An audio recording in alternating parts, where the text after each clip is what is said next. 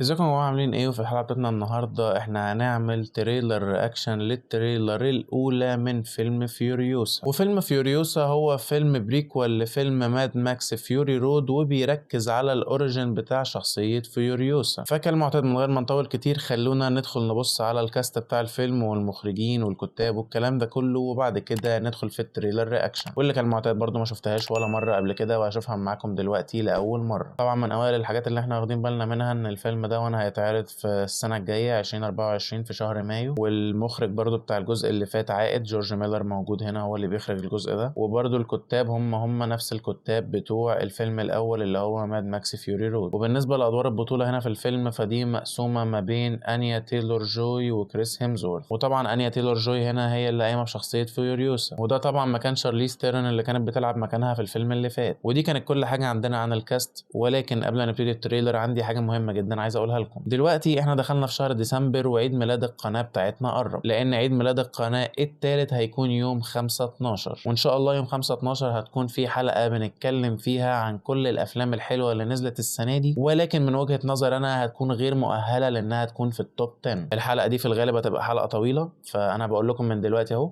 استعدوا يوم 5/12 إن شاء الله على الساعة 6 أو 7 بالليل كده هتلاقوا حلقة لذيذة جدا بنتكلم فيها عن كل الأفلام الحلوة اللي نزلت السنة دي. واستنوا فيديوهات من دي كتير بقى عن أفلام للكريسماس وعن أفلام الحلوة السنة دي والوحشة السنة دي والكلام ده كله خلال الشهر ده. فأدينا عملنا أناونسمنت سريع كده للحلقة، ولأن الشهر ده في حلقات كتير قوي هنلم فيها كل اللي حصل في السنة وفيها ترشيحات كمان، بالذات لو كان في أي حد متأخر في المشاهدات بتاعت السنة دي. وبس كده، أنا كده خلصت. دلوقتي بقى يلا بينا ندخل على التريلر.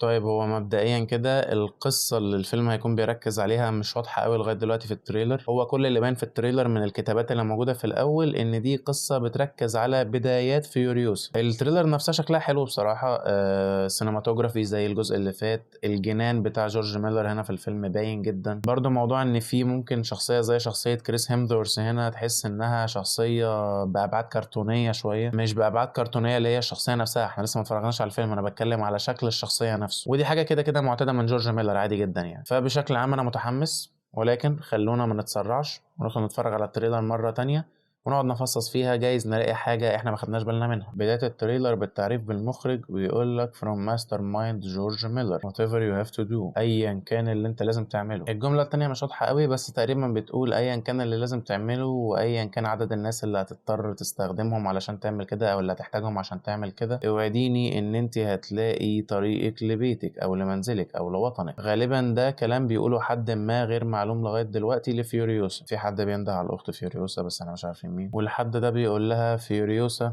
اوعديني ان انت هتعملي كده. فواضح كده ان الجمله اللي احنا لسه قايلينها دي في حد معين قالها لفيوريوسا 45 سنه بعد الكولابس ده اللي هو ايه، اللي هو تقريبا يعني اللي حصل في العالم خلاهم يبقوا عايشين في الحاله اللي شبه كده يعني. A young Furiosa is taken from her family، يعني فيوريوسا الصغيره اتخطفت او اتاخدت من اسرتها، بعد كده هي هتكرس كل حياتها لانها ترجع لمنزلها او لوطنها. This is her odyssey، يعني اعتقد يعني دي ملحمتها او حاجه زي دي يعني. المهم يعني ان هو يقصد ان دي هتبقى حاجه ايبك وكده. بس سيبك انت، السينماتوجرافي جامده قوي والالوان مجنونه وانا بحب الكلام ده جدا جدا جدا بصراحه. وده اول ظهور لعمنا كريس هيمزورث هنا في التريلر، وعشان كده يعني زي ما انتم شايفين منظر مناخيره، عشان كده انا بقول ان هو يعني ابعاد شخصيه كرتونيه جدا. كان هيجرى ايه يعني لو كنت لعبت في كل وش وسبت مناخيره طبيعيه عادي، بس عادي يعني انا ما عنديش مشكله. هو كده كده جورج ميلر بيعرف يوظف الحاجات دي بشكل كويس. ده بيتكلم هيروغليفي تقريبا، هو تقريبا بينده على المجموعه بتاعه المحاربات اللي قدامه اعتقد يعني، اللي من ضمنهم فيوريوسا، وبيقول لهم لهم وقفوا محركاتكم. فكده واضح ان فيوريوسا هتبقى في جنب ما وكريس هيمزورث هيبقى في جنب تاني خالص. ومن احسن الحاجات اللي موجوده دلوقتي في التريلر ان جورج ميلر محافظ على معالم العالم دون بشكل كويس جدا، من السينماتوجرافي والالوان وشكل الناس والحاجات الغريبه اللي بتطلع فجاه دي والابعاد الكرتونيه شكليا لبعض الشخصيات. فيعني لا، في اهتمام كويس من جورج ميلر بالتفاصيل هنا. هل هو ده بقى الراجل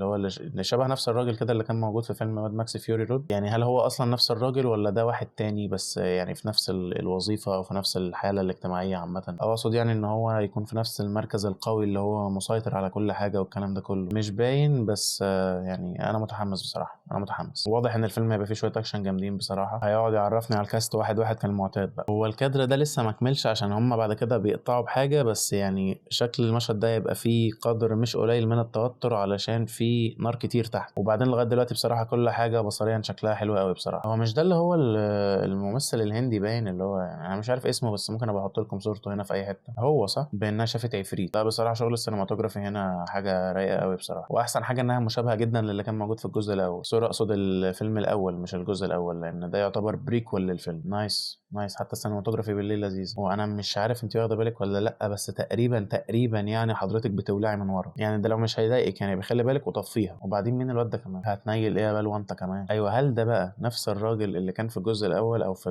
الفيلم اللي فات؟ يعني اقصد اللي هو ماد ماكس فيوري رود، ولا واحد يعني قائم بنفس الوظيفه؟ لان ما اعتقدش ان في حد بنفس السحنه وبنفس الحاله المنيله دي غيره. شك كانوا بيقولوا ان هو نفس الراجل. مشكلتي ان انا مش فاكر شكله ومش فاكر اسمه ومش فاكر اي حاجه بصراحه. مش عارف انتوا واخدين بالكم ولا لا، بس حاسس ان في مشاهد كتير شبه مشاهد تانية كانت موجوده في الجزء اللي فات او في الفيلم اللي فات. يعني ده برضو كان شبه مشهد تاني، كان فيه موتوسيكلات وعربيات كتير شكلها غريب كده كانوا طالعين ورا بعض في الصحراء عادي. والمشهد اللي كريس هيمزورث كان بيقع فيه في النار ده برضو حاسس ان هو شبه مشهد في اول الفيلم خالص بتاع توم هاردي ساعتها. اقصد يعني اللي كان بيقع ساعتها كان توم هاردي ذات نفسه. المزيد من الانفجارات. انا فيوريوسا. انا سعد الدالي.